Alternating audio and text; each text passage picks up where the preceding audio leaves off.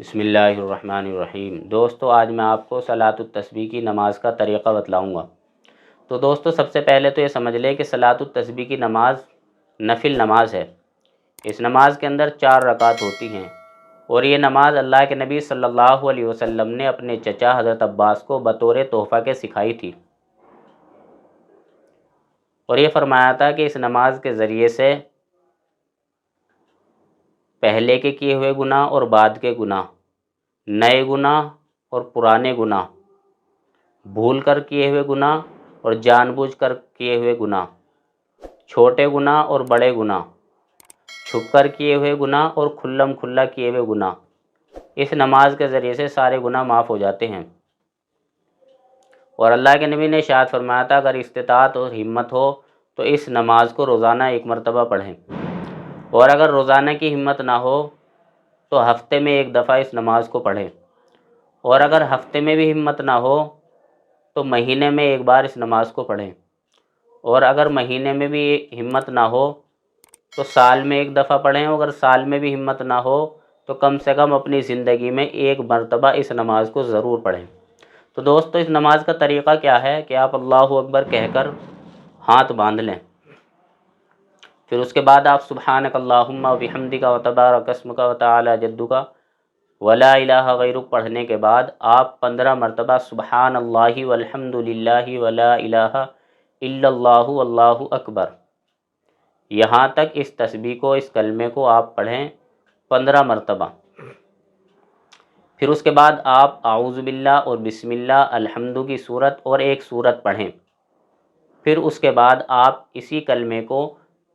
10 مرتبہ پڑھیں، تو آپ کے یہ کلمہ رکوع میں جانے سے پہلے 25 مرتبہ پڑھا گیا۔ پھر آپ اللہ اکبر کہہ کر رکوع میں جائیں، پھر اس کے بعد سبحان ربی العظیم یہ تسبیح پڑھنے کے بعد آپ اسی کلمے کو 10 مرتبہ رکوع میں پڑھیں، پھر آپ کی یہ تسبیح 35 مرتبہ ہو گئی۔ پھر آپ سمیع اللہ لمن حمدہ ربنا لک الحمد کہہ کر کھڑے ہو جائیں، پھر آپ اس کلمے کو 10 مرتبہ کھڑے کھڑے پڑھیں، یعنی سبحان اللہ والحمد للہ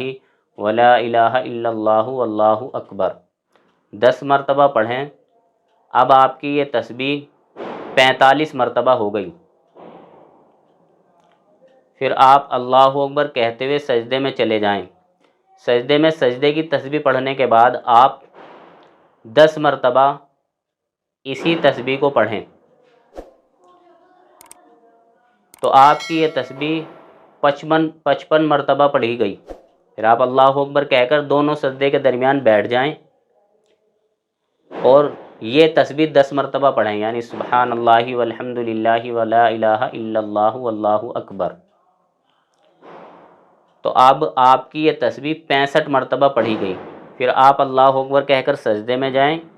پھر سجدے کی تسبیح پڑھنے کے بعد آپ 10 مرتبہ یہی کلمہ پڑھیں، سبحان اللہ والحمد للہ ولا الہ الا اللہ واللہ اکبر، اور پھر آپ اللہ اکبر کہتے ہوئے کھڑے ہو جائیں۔ تو 1 رکعت کے اندر آپ کی تسبیح 75 مرتبہ پڑھی گئی، یعنی سب سے پہلے ثنا کے بعد 15 مرتبہ، پھر اعوذ باللہ بسم اللہ الحمد اور 1 صورت کے بعد 10 مرتبہ،